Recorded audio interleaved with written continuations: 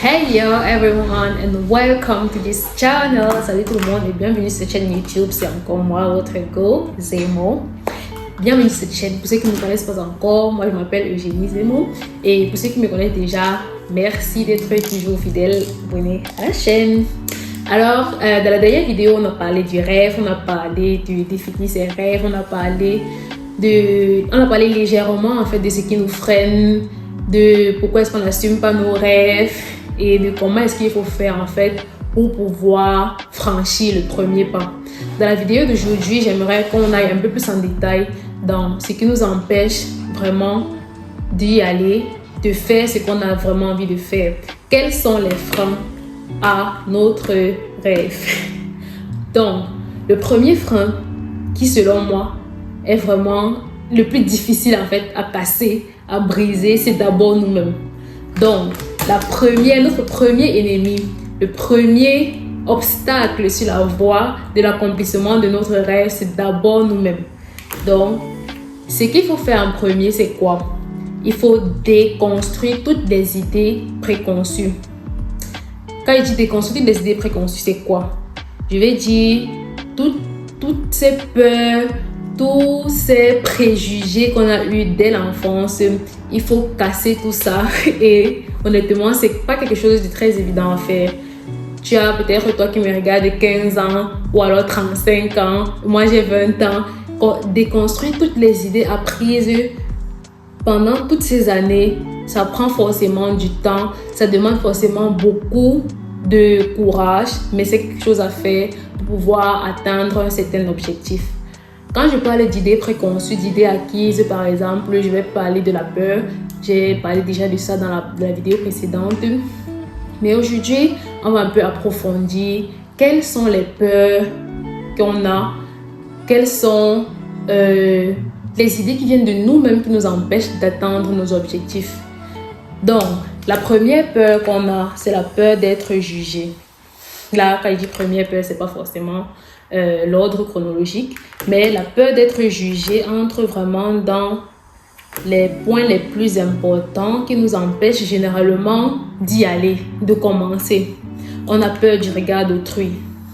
Je vais prendre un exemple très simple pour illustrer ça. Il y a une Anna, je prends juste un nom comme ça au hasard, qui est en surpoids et malheureusement pour elle a beaucoup peur du regard des gens et elle se dit, je vais aller à la salle, je ne connais pas comment les machines fonctionnent, je vais voir les gens qui sont déjà fit, ça va me frustrer, j'ai peut-être pas ma place là-bas parce qu'on va me regarder quand je vais porter mes habits de sport, mes collants ou alors mes sweatshirts, on va me regarder, on va me dévisager, peu importe quelle morphologie j'ai, peu importe comment est-ce que les gens à la salle vont me regarder, je vais là-bas, je vais prendre mon abonnement, je vais rentabiliser cet abonnement et si j'ai des questions, si j'ai des difficultés par rapport à tel appareil ou bien par rapport à tel exercice, je vais me renseigner à la prochaine personne qui sera à côté de moi, au coach qui sera dans la salle ou alors je vais prendre le temps de regarder les vidéos sur internet. Donc, la peur d'être jugé va donc avec la peur du regard des gens. Le deuxième point, et ça ce sont des peurs vraiment inventées, ce sont des peurs qui n'existent que dans notre tête parce qu'on ne peut pas savoir ce que l'autre qui nous regarde pense dans sa tête. Et en fait, ce qu'il pense dans sa tête, ça ne nous intéresse pas. Ça ne nous intéresse absolument pas ce qui se dit dans sa tête. La troisième peur, parce que c'est la peur d'échouer.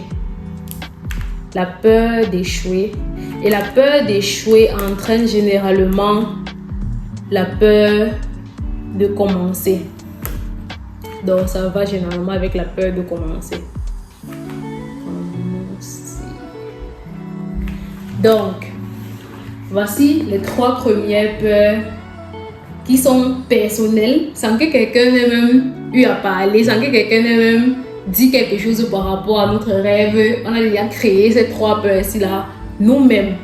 Donc, ensuite, la deuxième peur maintenant, c'est la peur qu'on crée lorsque les gens émettent leur jugement par rapport à ce qu'on a dit. Par exemple, si tu as eu le courage de dire déjà, peut-être, je ne sais pas, à ton frère ou à ta soeur, je veux devenir top modèle peut-être je vais devenir top modèle demain. Et que ta sœur te dit, toi la top modèle, donc tu vois comme ça, tu es trop belle. Directement, cette phrase qu'elle a dit, peut-être en blaguant, mais peut-être elle était sérieuse, je ne sais pas, va te faire créer dans ton cerveau en fait cette peur-là, cette peur d'essayer, cette peur de tenter. Bien que tu vois chaque jour que il y a des modèles qui sont XXL, il y a des modèles qui sont XL, il y a des modèles qui sont S. Toi, tu vas te dire, peut-être c'est elle qui a raison et que moi, je suis trop grosse pour devenir top modèle, je suis trop courte ou je suis, je sais pas, trop maigre pour devenir top modèle. Et tu vas te créer directement une peur. Donc, la deuxième peur, c'est celle qui vient des autres. Maintenant qu'on a déterminé nos peurs, qu'est-ce qu'il faut faire pour pouvoir pallier, pour pouvoir déconstruire et effacer ces peurs? Pour pouvoir effacer, déconstruire ces peurs, c'est pas évident.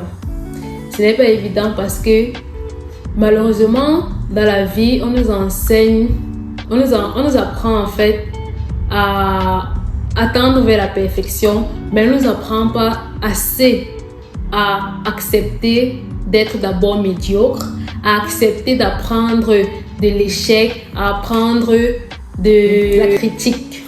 Donc, on va d'abord commencer par déconstruire ces peurs, petit à petit, en essayant de faire des petits pas. J'ai parlé de ça déjà dans la vidéo précédente. En essayant de faire des petits pas qui, au long terme, seront en fait des gros pas. Et on ne va même pas se rendre compte que, waouh, je suis quittée de ça en 2000, nous sommes en 2025. En 2025, j'arrivais même pas à dire un mot, peut-être devant la caméra. J'arrivais pas à marcher correctement parce que je veux devenir modèle, mais grâce à l'encouragement, grâce à mon encouragement, moi je t'encourage à faire ce que tu veux vraiment faire dans ta vie. Grâce à tel encouragement, je me suis dit, ouais, je peux le faire, je peux essayer.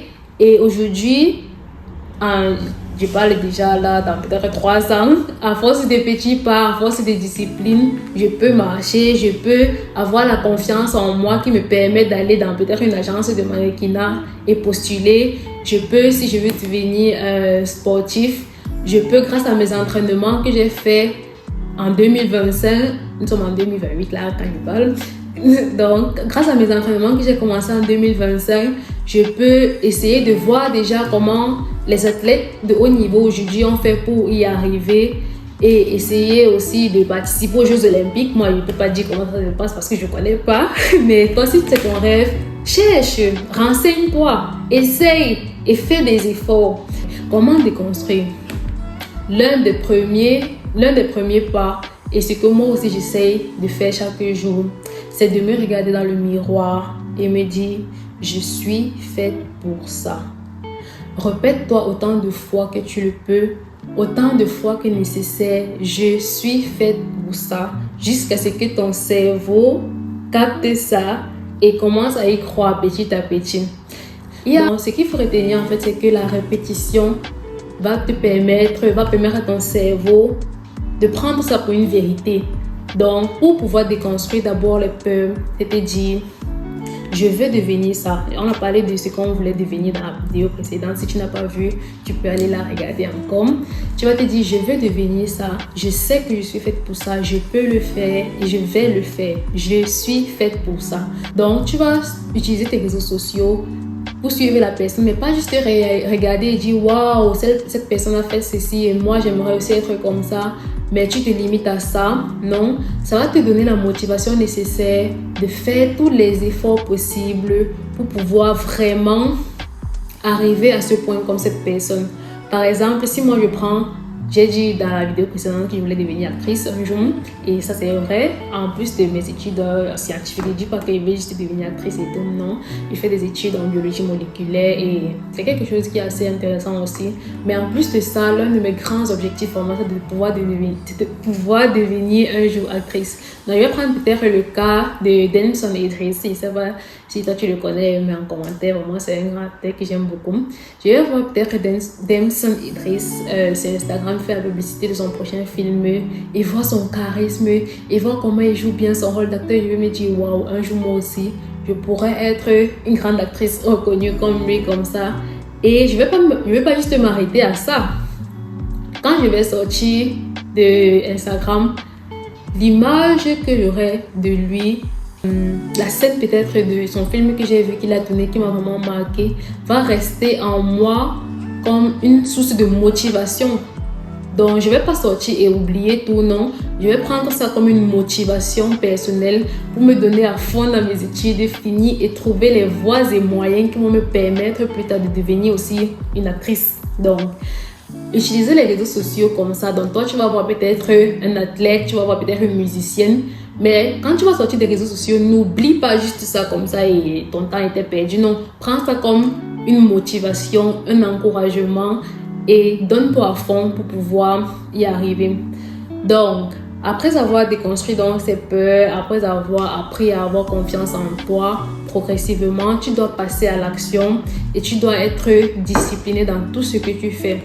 La motivation, c'est important. C'est une grosse flamme là qui brûle très rapidement, mais qui s'éteint aussi vite. Alors que la discipline, c'est une petite flamme, une très petite flamme que tu ne remarques pas dans les premiers instants, dans les premières années peut-être, ou bien dans les premiers mois, quand tu as commencé vraiment à te donner à fond pour un projet, ou alors pour tes études.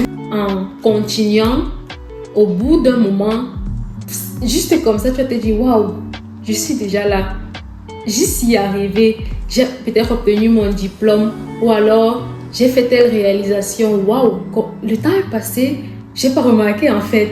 Donc, tu vas te rendre compte que à force d'avoir fait des petits efforts, tu as eu un résultat incroyable. Que tu ne vas pas forcément voir le changement là, après 1 mois, après 2 mois, après 3 mois, mais après 1 an, après 6 mois peut-être, tu vas te rendre compte qu'en fait, il y a un truc qui a changé.